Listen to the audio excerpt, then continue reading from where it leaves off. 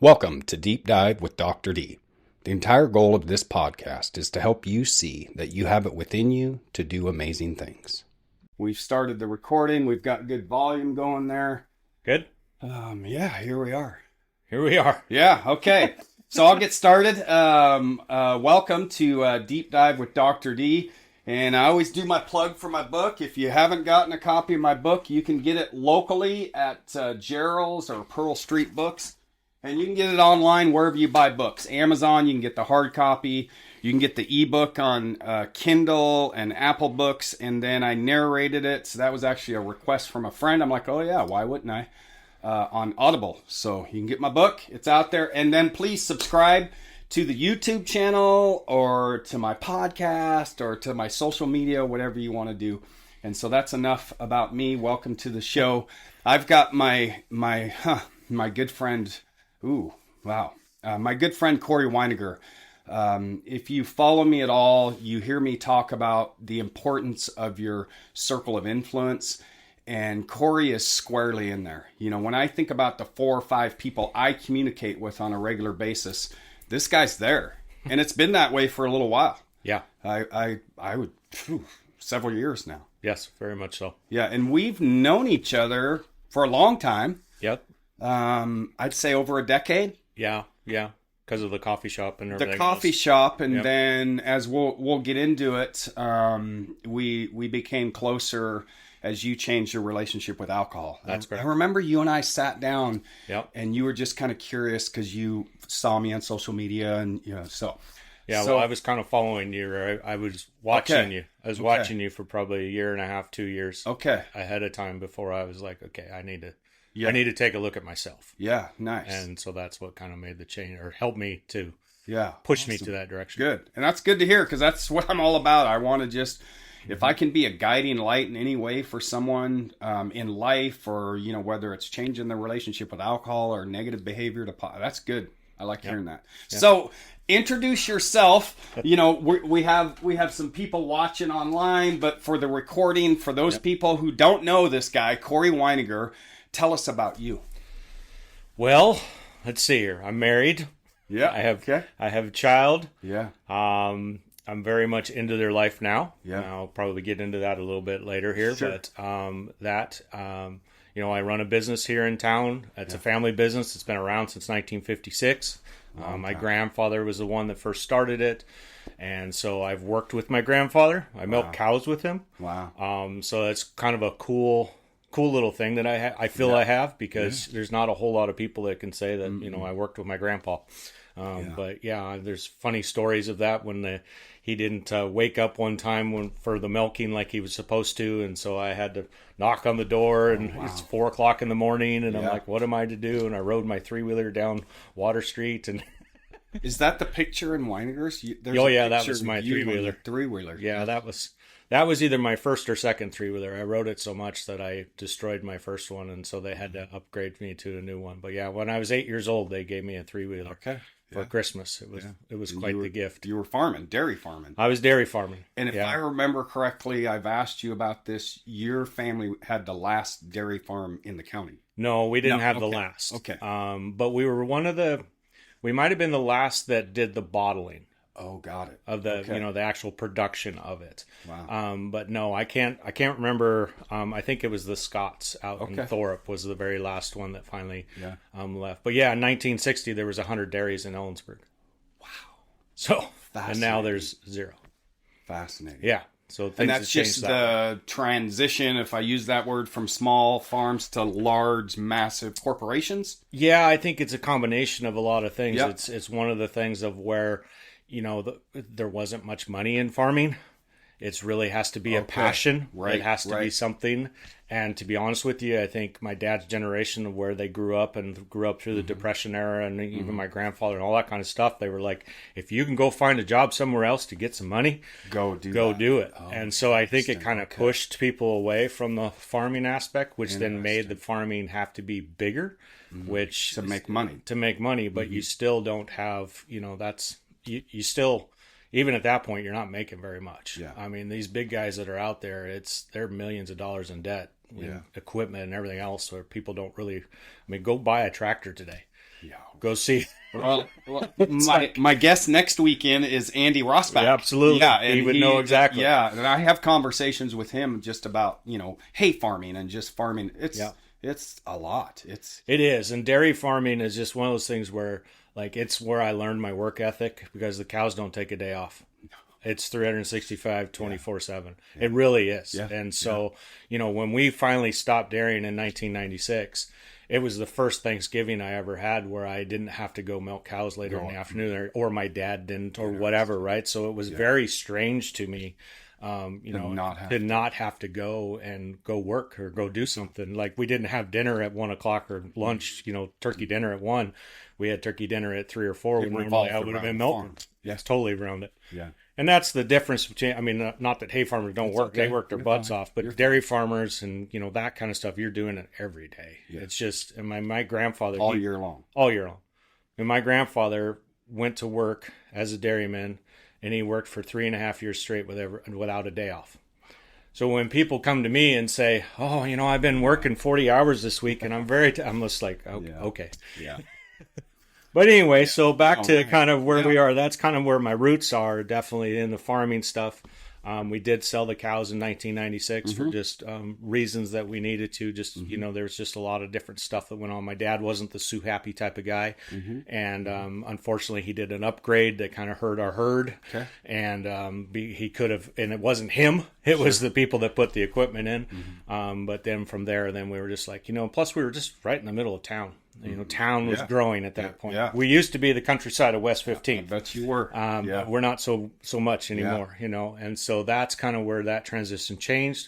But we still had the stores, and so we had up to, I think it was 6 different espresso coffee stands in this town at one time. I did not know that. If you think about, there's all sorts of different ones that are that we could go through as far as when we went through this whole scenario. And so I learned a lot. When we sold the cows, we still bottled milk for a year, and then we had a piece of equipment that broke. Okay. And then at that point, it was like, this isn't worth it anymore to keep doing this. Yeah. So what we do now is we just buy the cream and to make our ice cream. Because you still do the ice cream. We still do all the ice cream and all that kind of stuff. But we don't. Last night. Yeah. Well, thank you. Yeah.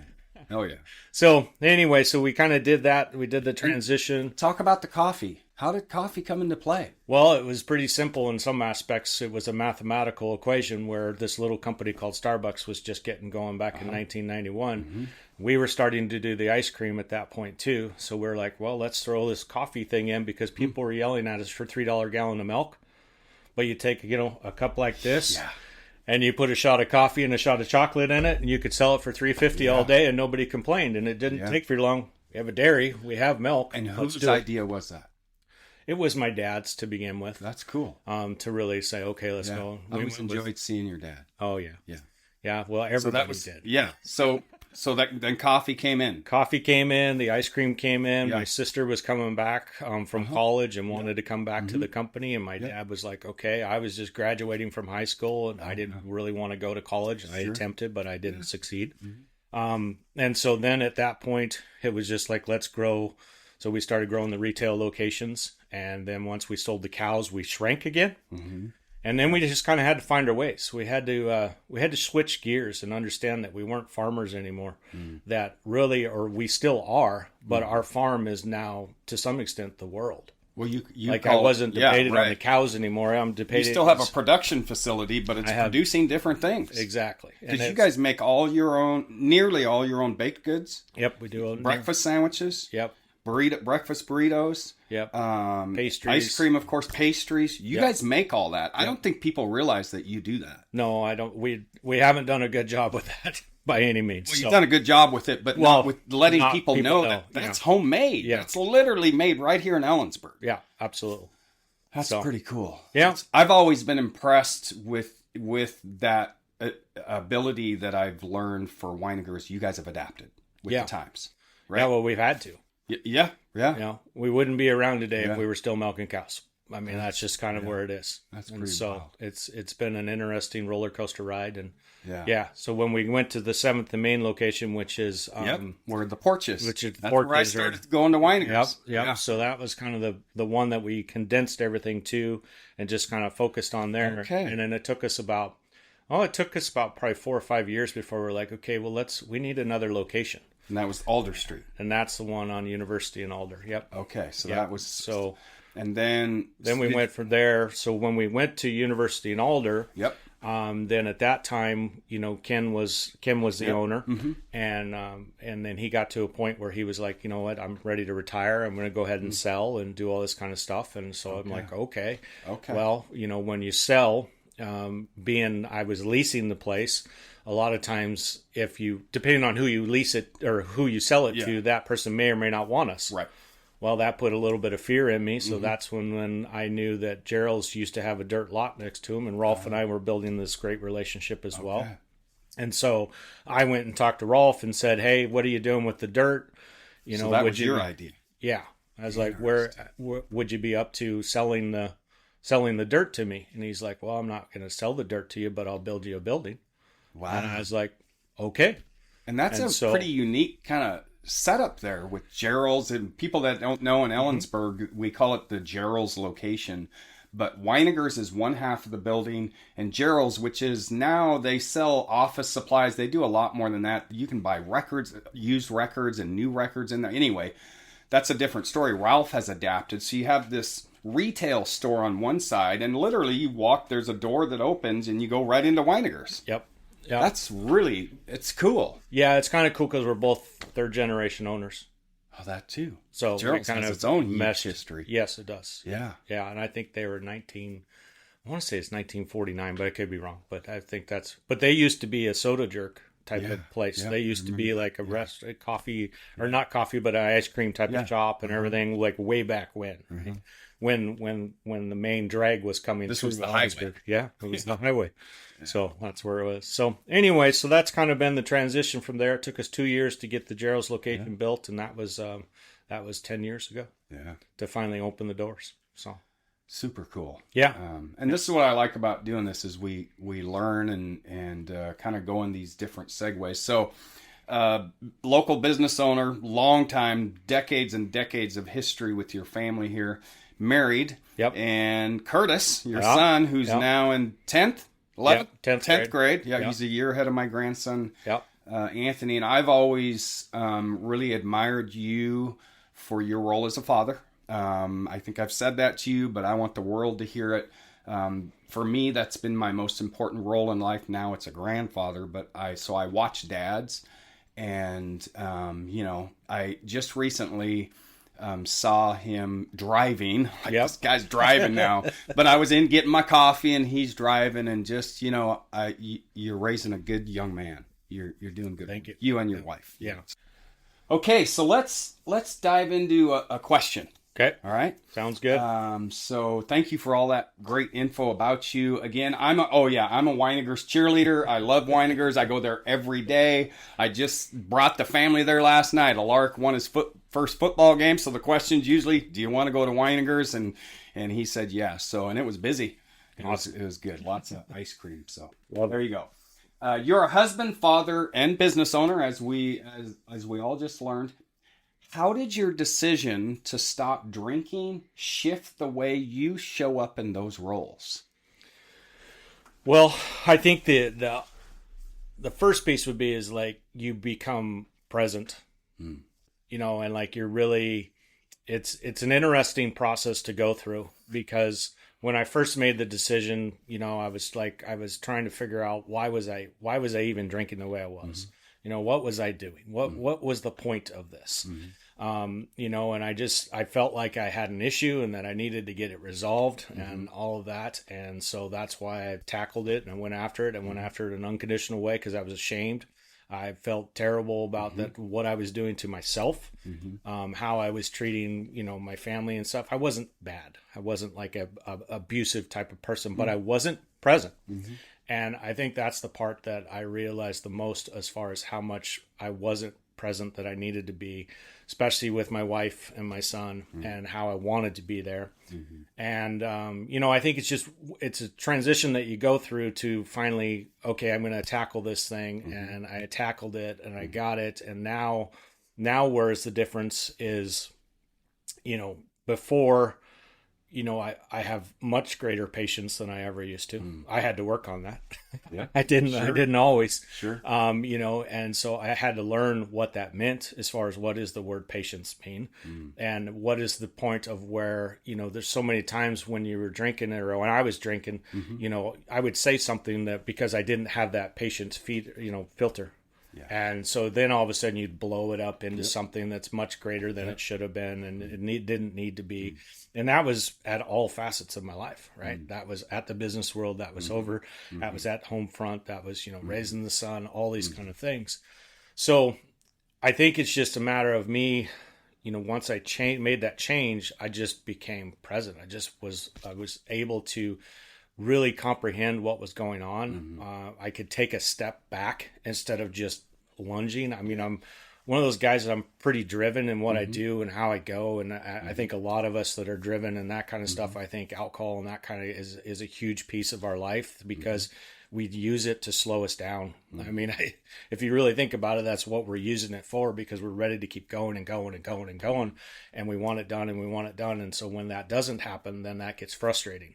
And so that's where, at least this is how I was, that I would use it. I would go to alcohol to calm myself down then, and then be able to whatever. And that was mainly on the business side of life. Like I was ready to go with business, and I was doing it for my family. I was doing it because of that. I was wanting to go create all that has been created because of them. But then through that whole time when I'm consuming, I was actually forgetting about them. Because I was so upset, wasn't dealing with what I needed to deal with. I wasn't putting that point and being present with them in their life. Yeah. So even though I'm driven over here and going and I'm numbing myself because I'm tired of dealing with certain things that aren't getting done or whatever, it's slow or however it's going on, then I'm taking it away over here. Yeah. And that's really what started hitting me, because my kid was basically 9-10 years old. I knew I was getting into a time where I needed to stand up. I needed to be a man. And I needed to figure out what that meant, and to be able to guide him and direct him and, be there for my wife and help her along the way, and have her be able to get mad at me and me not to get mad back, and just go through the things that you got to go through. Yeah. Right. And, to be a man, to be able to do all that stuff, I couldn't do it if I kept consuming. Yeah. And I wouldn't have done it, because I would just go bury myself over in that corner and just drink myself away.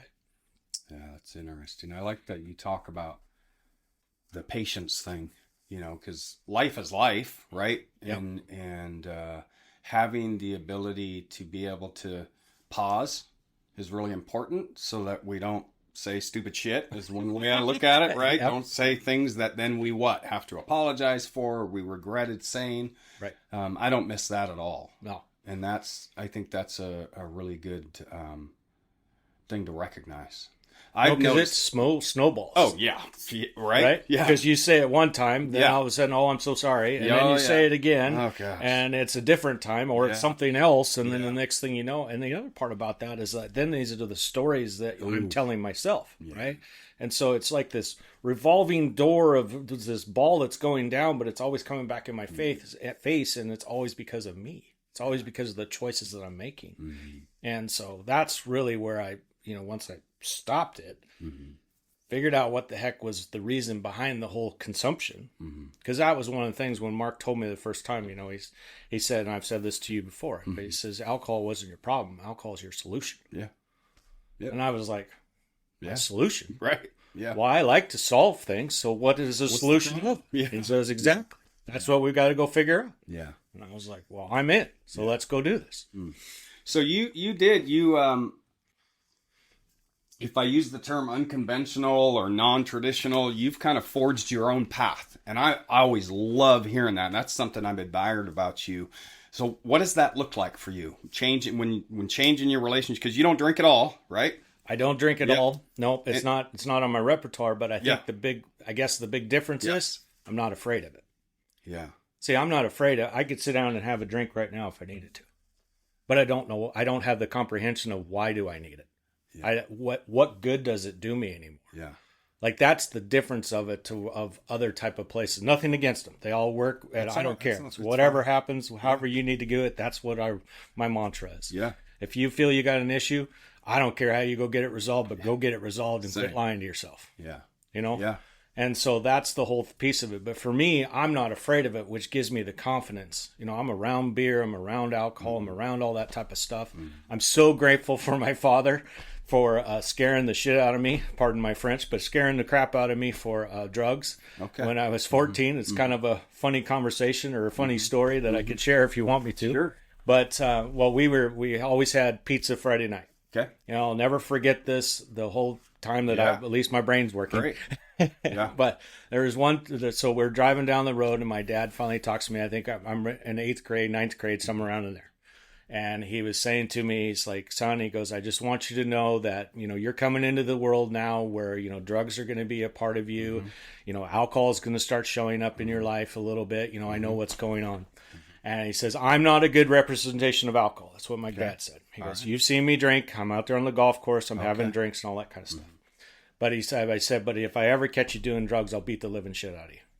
Okay. And I was like a normal, okay, well, whatever. Yeah. You know, that's okay, Dad, sure. Yeah. Being the tough guy type of thing. Yeah.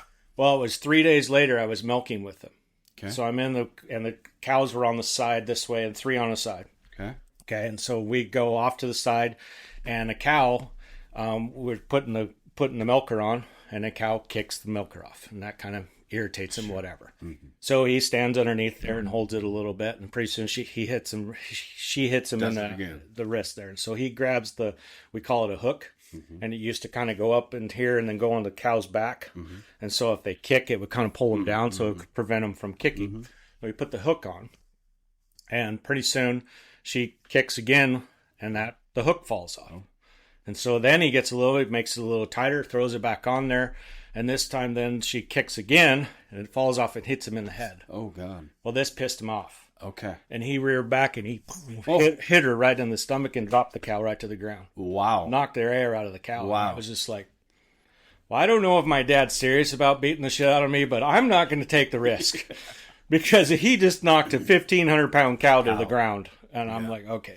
So that's where I'm very thankful for. It worked. I've stayed away from it. I've never attempted any of that type of stuff. I just knew that it wasn't in my game. So would you say this thought just came to my mind? So alcohol was your thing, right? Would you say, and a friend just posted something that I'm actually going to share because it's a pretty powerful writing about societal view on alcohol as a substance compared to all other substances, right? Like it's socially accepted. Yep. It's okay. It's actually encouraged to drink. Whereas, if someone's done meth, well, they're a druggie. They're a bad person, right? Would you say that's fair? Well, I don't think I don't think it's necessarily fair. I think it's just, this is the part where I guess I struggle with labels. Okay. Yeah. So you're labeling people. Yeah. All right. I don't even like the word alcoholic because all I can say is if I say, well, David, you're an alcoholic. Well, that gives you the ability to go get drunk then. Yeah. Well, you're a drug addict. Well, that gives you the ability to go do drugs then again because, it's not my fault. Like, where's the accountability for yourself in making the choice that you do? You know, and that's the piece that I don't like about it. So is it fair? I think, and this probably irritates some people, but, okay. I look at it of like, the people that say that it's socially acceptable, they want it to be because they like it. Yeah. And drugs and stuff, I think there's realms out there where cocaine is okay, where meth is fine, where all that stuff is not a big deal. Yeah. You've seen it in movies and different stuff, but I know it's a reality too from people that I've heard. Yeah. I just listened to a podcast with Charlie Sheen talking about cocaine and how much he had it and consumed, and it was all okay. Yeah. So, I think there's definitely that piece of where, I think there's both sides of it. Alcohol is if you and I sat down, went to lunch at the Tav, had a beer, whatever, and then went home and stuff like that, no beef, right? No big deal. Yeah. It's always what happens after. Yeah. And so I look at it of like there's millions of people around there that can go have a beer or whatever, and it's just one. Yeah. To go have a glass of wine and it's just one. It's no big deal, and that's great. That's okay. That's what you do. But I think the reality of that it's still a substance that's alternating in your brain. What's the point? Why can't you have just a cup of coffee? Yeah. Why is it so socially acceptable to have a substance that can manipulate your brain versus not? Yeah. And so that's where I think it's just a matter of taking a reflection within of going, yeah, okay, what is the big deal of You've this? said that a lot, and I really appreciate it. That you know, the kind of asking yourself, what's the need? And that's a lot of recovery, isn't it? Or changing your relationship, whatever you want to look at it, is really assessing why is it that I needed that mind mood altering substance. What was the need for it? Yeah, and that's really how I was able to pull myself out of it, because every time I'd have a trigger, I would take time and I would sit down and start journaling. What is this about? Yeah, nice. Because there's always the truth behind it. Yeah. This is not the trigger. Yeah. This is. Yeah. So you have to you have to be open and honest, and that's why, the saying is stop fucking lying. You got to stop lying to yourself. You've got to stop the stories that you're selling yourself and go figure out what is behind it. Keep you on that snowball, right? Keep that snowball growing. Yeah. It starts to shrink. Nope, I'm going to keep it going. Keep adding nonsense to it. Absolutely. Nice. Let's go ahead and ask the second one. Okay. What was the moment you realized, if there was a moment or a period of time, you realized alcohol wasn't serving you anymore, and how did you act on that realization? I'm going to add, because this is where people can learn, because you did things a little different, and I thought it was really cool. So you could talk about, however much you want to about that. So what was that moment or period of time you went, yeah, I've got to stop this shit, or I've got to change my relationship, and then kind of how'd you do it? Yeah. So I can't really say that there was like one moment for me. I just knew that I was questioning a lot of things. I was questioning myself and the consumption that I was doing. And I was questioning on why was I continuing to do it, and what was the meaning, and all that kind of stuff. And like, is this time for me to make a change? So was it because of physical hangovers or behaviors or repeated things happening? I think what was causing you to question it? Because I was just kind of tired of living the life. Okay. It felt like a lie because it was. Okay. You know what I mean? So you felt like you were living a life that you shouldn't be living. Yeah. I have no reason to be drinking a fifth of vodka every night. I had absolutely no reason. I got a great business. I had a great wife. I had a great kid. I had all this stuff. What is the point of this? Right? That's what I was thinking to myself. Why? Okay. Why am I doing this? And so that was the big piece of it. But I was still ashamed of it. Yeah. I mean, it was just the reality of it. And this all during this period of time, this is just you. Are you talking to anyone? No. Are you sharing anything with anyone? Nope. Your dad, your wife? Nope. So nobody this is knew. all you. This is all me. Not uncommon. No. Especially with alcohol. Yep. Especially with alcohol. Well, because it's socially acceptable. Yeah, and you don't end up in jail, and it's not illegal, and you can keep it in your house. But so this was all you alone with this. All me, myself, and I. Yeah. And so I finally, it was kind of ironic, but I was flipping through Facebook. I had quit drinking about 9 days previous. Okay. So I was in a clear-headed mind, but I always felt like I always knew I could go back. Yeah. Okay. But I wanted to be a social drinker. Yeah. I wanted to be a person that could just go have a beer and go home. Yeah. That's really who I wanted to be, because I didn't want to be one of those weirdos. Yeah. Well, now I'm a weirdo. But anyway, but that was one of the big things. So I was flipping through Facebook and I came across Mark Jennison with I Am a Comeback. I listened to him. He hit me in every word that I could imagine. I was just like, what the heck? And so I booked an appointment and talked to him because I wanted it to be private. Yeah. I didn't want it to be known. Yeah. Again, I was ashamed of myself. I didn't like all that stuff. I wanted to just go solve this problem before just figure it out. It really got out of hand even more, right? And so that's where I went ahead and did it. Signed up with him. It was all virtual, so I could do it where I needed to. And when was about what year? Do you remember when was it? It was it's been 6.5 years ago. So what's that? 2019. Okay. Yeah. So pre-COVID. Yep, pre-COVID. Yeah, it was. In 2019, there was, economy was good. A lot of things were pretty good. Everything was positive. Yeah. Okay, go on. So anyway, I set it up with him and went through the process and then started going and really dove in on myself because that's what it was about. It was about, trying to reflect back on, okay, well, let's get you to this point. And I realized that my confidence in myself was zero. Like I'm thinking, geez, this is crazy, but I literally had no confidence in myself. So I had to start working on, well, what does that mean? And how do I get back to that? So this is you working with Mark. Yep. And for those that don't know, look it up. I Am the Comeback. I've watched a lot of his videos. He specifically is geared toward business owners. Yep. And primarily alcohol. Yeah, primary alcohol and stuff. But I'm guessing he wouldn't turn down someone.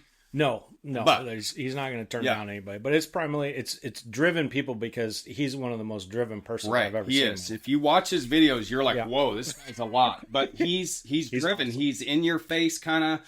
But this really spoke to you. Oh, it spoke to me big time. And then every time, but I was still a chicken going through the process. We had, this was before Zoom. He started peeling your onion. Oh, big time.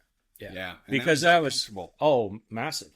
Because it had to, and that's where he has this unique gift of being able to say it to you in a way that it just hits home every time. And even though, so? Describe what? Because I've struggled with trying to describe it, but it's like every time I would attend one of the Zoom meetings at the time, or actually it was almost like a Facebook Live thing or something that he was doing to begin with, because that was before Zoom was such a big deal. And then we transitioned into Zoom and stuff, but you would go and you would listen. And I think this is part of it too, of like, this is where when you try to do it yourself, it can be hampering because you're isolating yourself and you're thinking you're the only one in the world that has. And we can tell ourselves a lot of stories. Yeah. And so all of a sudden I'm on this video with 50 other guys. Okay. Because he grew pretty quickly. He spoke to a lot of people. In the high achieving type of world, because it's, guys that have businesses, guys that have families, guys that have money, but are still struggling with alcohol. Sure. And the bigger piece is that guys that aren't victims. I know that may ruffle some feathers, but it's like, I'm not a victim of this.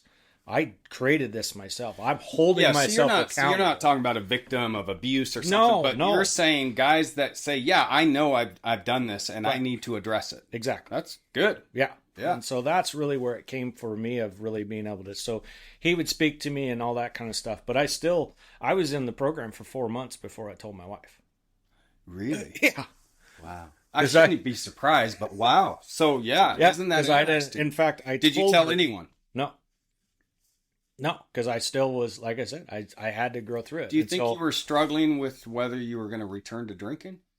And you were afraid maybe... No, I just felt guilty even having I wouldn't have felt... I wouldn't have done this. Yeah, because I felt guilty about, that this was an issue to me. What was, when you did tell her, what was the reaction? Oh, it was great. But it was so funny because I lied to get her there. So in some aspects, so Mark did an experience, is what he called it. Yeah. And so I flew back to Wisconsin. To go to this experience. Oh, so you and my wife said, I said, well, it was a business trip, and she said, well, I want to come. Oh. And I said, okay. Oh. So she came with me. Oh. And there's a certain point in the middle of the experience that you had to make a phone call. Well, I didn't have to make a phone call. I walked down to the store and I sat down and I told her the truth. Wow. What was her reaction? It wasn't, again, this is the stories that we tell ourselves, like of how bad it's going to be. And she just opened her arms, man. Yeah. She just is like, I'm here for it. Do you think she had some relief? I don't know for sure on that because, obviously it had been 4 months since I drank. Yeah. And I was changing. Yeah. And she knew I was changing. Could see. She knew something was going on. Okay. And that's what she said. She goes, I knew something was up, but I didn't know what. Oh. And so, I mean, I think that's just kind of the whole thing. And that's where then, when I went to the experience the first time, that's when everything just wide open for me. Then a reality of like, okay, this is not, I don't need to be ashamed of this anymore. I don't need to feel guilty anymore. When did you know you were done drinking? Yeah. Oh, pretty much then. Yeah. I mean, it's the experience. The experience. Yeah. I mean, what do you think? And I say today, what do you think it was about it? I just finally dealt with all the stuff that was holding me back. Yeah. I literally dealt with it. And the thing is that we talked about peeling the onion. Mm-hmm. I finally got to the core of it enough. I didn't need to peel anymore. There's other people I know, they just got to keep peeling and peeling, and you just get into that cycle. Mm-hmm. So I was like, no, I'm good now. Mm-hmm. I'm happy with the choice that I've made. I'm happy with the person that I'm becoming. And I'm ready to just go live life now and go change what it was. Yes, you're not saying I'm not going to continue to improve. I'm going to certainly, because I know you, but I'm not going to continue to, I don't know, dig more. Or, I'm just going to go forward. Right. Yeah. I think there's a point where, if you're digging forward, or if you're digging more, you're digging for more of the negative that you did. So I was like, look, I'm done digging.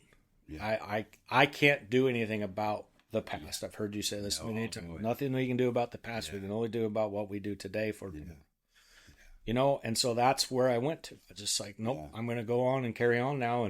And do I continue to grow? Absolutely. I never saying that I'm not changing or growing on a continued basis. We have great talks, right? Yeah. And I will always be that way because that's part of my drivenness. Yeah. Like, I don't want to just sit back and, just chill. Stale. Yeah. Boring. It gets a little. I listen to people when they say they're retired. I actually had a good talk with Myron Linder. Yeah. He's retired and he says, I'm busy. I'm not. I hear people who retire and then just go home and die. I'm like, whoa, I don't want that to happen. Yeah, so exactly. All that constant. I think you and I agree that constant forward movement. Exactly. Striving for something, doing something. Exactly. And it can always evolve and change. One more of these questions. Okay. And I think I'm going to ask this last one because I want the world to hear kind of your view on this. So if someone's listening, okay, out there, and this will be out there for the whole world for the rest of time now. If someone's listening to this and is questioning their own relationship with alcohol or drugs or whatever substance, right?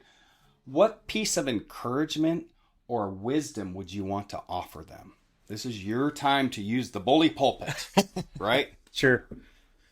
Well, I think honestly, this is, it's kind of be a little cliche in the sense, but you're not alone, number one. You're just not alone. And the stories that you keep telling yourself, I can 100% relate to. Yeah. If you really be open and honest with me right now and sit down and tell me the stories of what you want to say, I will be able to match exactly where you are. Yeah. And I think that's where we get to a lot of stuff. I mean, because I look at addiction as a whole, even though I don't necessarily like the word, but in all facets of it, of everything that somebody, I mean, I think you can be addicted to the gym. Sure. Right? Yeah. Like there's certain levels of stuff that can go down to it that supposedly it's healthy, but it really isn't in a sense. So, I think when you get to that point in your life and you're questioning it, if you're questioning it, then stop questioning it and start answering the question. Yeah. Right? There's no more points in just carrying on. This is the time for you that something is telling you, something in the universe, God, whatever you want to say, is telling you to take a look in the mirror and address what's going on in your life. Because it's only going to be better on the other side. And that's the other part about it. Because this was the fear that I had was, well, what happens when I quit? Yeah. Yeah. What's my life going to be like? Well, I'm sitting here 6.5 years later going, oh, thank God. Right. Because I'm so free. Yeah. Like I'm free from the pains that I was having, the internal struggles that I was going on. I've been through some massive transitions in my life over the last 3 years. And I'm still here, still going. I understand how to deal with depression now like I've never been before. I deal with it like I do. It doesn't mean it stops tomorrow, but I'm dealing with it. There's just so many things that come out of it to where if you have that call right now that you're saying, hey, there's there's something that's nudging me. It's saying that I need to take a look at something. Then just listen to it. Yeah. And figure out what it is for you that means. Mm-hmm. And if you want to come talk to me, then come talk to me. Mm-hmm. I mean, I'm not going to be I will not shame somebody else for the situations that they're in. I've had some massively deep conversations and different stuff with different guys out there. I mainly have dealt with men. I haven't dealt with women. Sure. Nothing against that, but I just feel like it's better that I don't go down that path for myself. And so, but that's where it is. Like, open yourself up. Mm-hmm. Go find the person that you feel the safest with, and remember that the stories you think of how bad it's going to be, I can almost guarantee it's not. Yeah, you say a couple things that are powerful, and we hear that isolation, that feeling of this, how I am with whatever I'm going through is so unique that I can't tell someone, but you also know that you need to make a change. From my counselor days, people who don't have a drinking problem don't question their drinking. Right? Someone who's a social drinker, they're not every night or once a week or twice, they're not going, maybe I should slow down. So if someone's in that state, right, maybe take a look at that. And what I hear you saying is you're not alone. And that's powerful words, because I remember that isolation, right? And I also remember when I opened up. Like I do it in my life today. I've done it with you. I've sent texts like I'm struggling and I just want to get that out there. Just doing that, it's a little bit of a weight lifted. So 100%. That's why I say open up. You got to open up on stuff. And we as men are not really taught to do that. No, yeah. And that was the other thing I was going to say is I think we have a lot of men out there who just stay here. I'm not going to talk about it. I'm not going to share about it. I'm damn sure aren't going to talk about feelings. And I think it's garbage. I think it really hurts men in some bigger ways than we realize, as far as like, being whole fathers, being whole husbands, being whole community members. Like I might be more on the touchy-feely side, but I spent a lot of years on the side of not talking about feelings, just being tough, just pushing through. And that didn't serve me well. That kept me drinking, kept me using, right? Yeah, and I think it's just a matter of that's where the internal confidence of yourself comes out. Yeah. Like if you feel confident enough of sitting down and having this conversation, then you can do it, right? And I think the whole stigma too that you have to quit. I mean, there are certain people that maybe that is the case. Yeah. But I know for a fact myself that I can sit down and I have NA beers. I have those type of things. Sure. They don't trigger me. They don't, all of a sudden the taste of it doesn't come up to where I'm like, oh man, I just need to go get hammered. Yeah, that's where I think we can step away from that too. And I think the other thing is that the NA world is getting huge. It's really big. I love mocktails. And they're pretty doggone tasty. So, there is an option. You've said it in a couple ways, and I think you and I agree.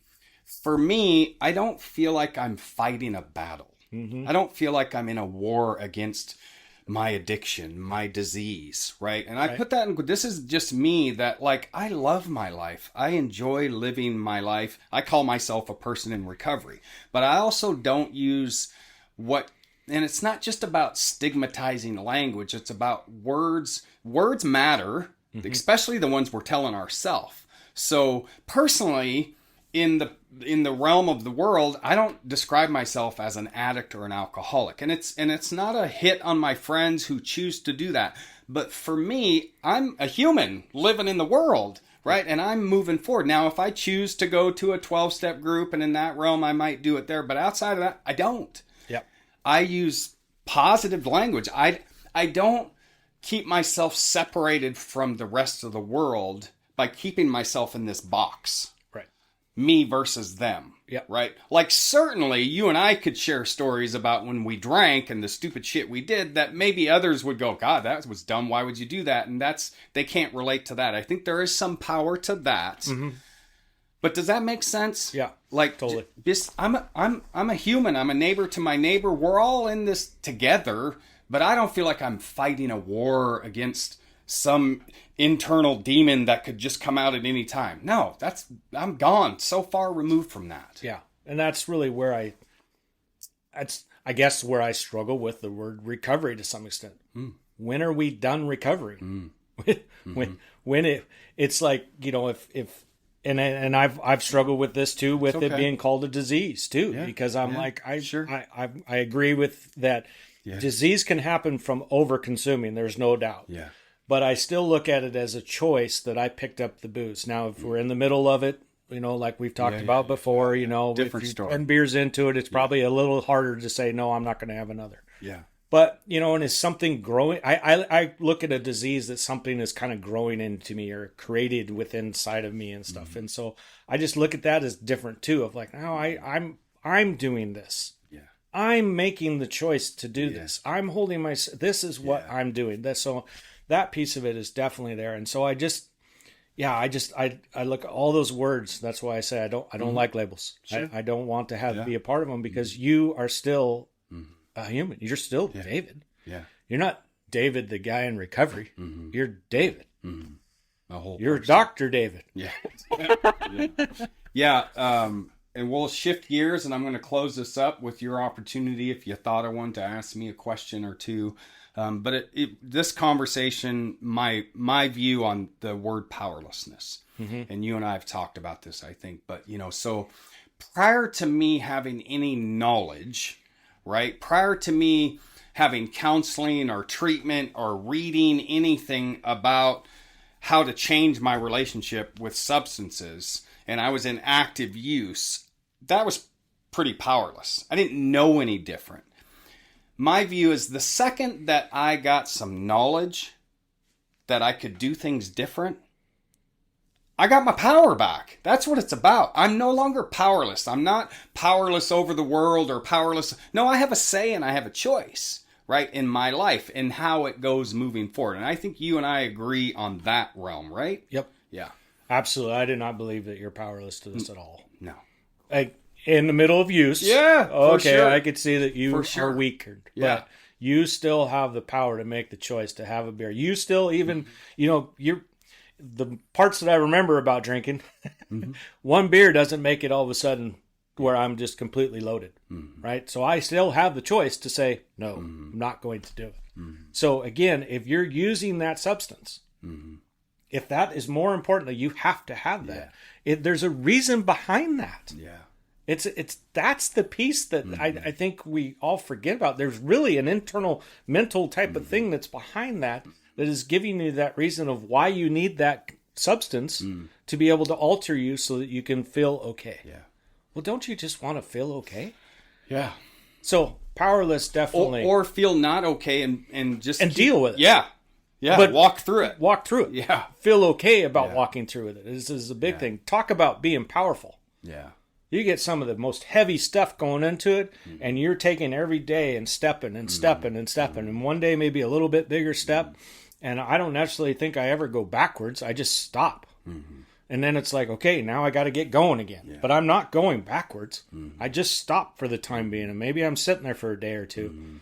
I'm getting my ambition, and now I'm going to walk again. Yeah, that's good. Okay. I know we texted back and forth, and you were like, I don't know, but maybe you came up with some. What's a question you've always wanted to ask me? Man, this is really tough, because it's like, this is also kind of the beauty of our relationship. We know each other. I'm honest with you. Yeah. And if I had a question, I'd ask you. Yeah. So it's not like I'm hiding anything. So I don't necessarily, I honestly can't think of one thing that I would need to ask you right at the moment. And I've had weeks to think of this too. This isn't just because it was sprung out, because I've watched your shows and I knew this was coming. Yeah. And I just got it. Well, maybe this will help. What do you think would be good for the world to know about me, or something that you value that you've heard me say? Man, that's a loaded question too, because you have a lot of things that you say to people, and you say just because you're confident in who you are and what you do, and it's just an honor to be there with it, to hear it. It's like there are so many things like that. There's not one way to fix this problem. No, there's not one way to fix it. I'm done with that. If anybody, I will battle you to that one on that part, because I know 100%. And I don't care if somebody says, well, I just went cold turkey. Well, hey, Great. rock on. Yeah. You know, and it happens. That's great. Yeah. If that's what you wanted to do, and that's great. And you never want to talk about going into the peace and freedom that I feel I have that you may not have, that's fine too. But if you feel you have it, great, because I don't care. And I just think that what you do as far as being able to relate to so many people in so many different things, and that you're not just, well, it has to be this or it has to be this, and you're open to hearing all sorts of different stuff. I try. You may not agree with it. No. Yeah. But you're open to hearing it, and I think that that's something that we as men definitely need to be aware of. And you're not afraid to say it either. You're not afraid to say the other stuff that may irritate somebody else. Not because you want to be a jackass, but just because you know it needs to be said. Well, I think in our world right now, especially, we need to, if I'm putting it simply, we need to learn how to be kind to each other again. Like you and I have full faith that you and I could have a conversation about anything and completely disagree, and we're still going to be friends tomorrow. Yeah. My friend Steven DePiro, he's in Spokane now. He's one of my best friends in the world, and him and I have had some heated conversations, right? Yeah. But then at the end of that conversation, it's, okay, when are we going to go ride? Yeah. And we need more of that in society. And unfortunately, social media has, if I were to look at one thing that has really killed that in a lot of ways, it is social media. It's the ability for any human to get behind a screen and just type shit that they would never say to a person face to face, where they can see how that makes them feel, see the impact it has on them. Yep. And then it just goes to my life as a whole. I've lived a pretty interesting life, and I've seen and done a lot of things. I've been involved in things that so when I look at life, I look at it through a filter of, if I use the word empathy or just, open-mindedness. And so, yeah. Well, I think there's a lot to be said about being black and white, and then there's a lot to be said about, understanding where that gray filter needs to come into play. And, I think we can stand for what we believe in, but at the same time, we're all still here. We don't all have the answers. Yeah. Yeah, I'm pretty black and white of some things, for sure. Ask my son, he'll tell you, oh my God, my dad's like, blah, blah, blah, absolutely. But I'm also, being a father and a grandfather has helped me to see that I'm not always right. Yeah. That people need to experience things in the way they need to experience it, and I don't always have to have that figured out for them. Yeah, absolutely. Yeah. I tell you guys, go read his book. Oh, yeah. I'm this is just being a plug for me, but go read his book. It's pretty powerful. It's a crazy. I didn't realize how crazy of a life you had, man, and it was pretty crazy. Yeah. Well, this has been great. Yes, it has. Awesome. Okay, friends. That's it for this episode of Deep Dive with Dr. D. Until next time. Thanks for listening to Deep Dive with Dr. D. You can follow me on my other social media channels by clicking the link in the description.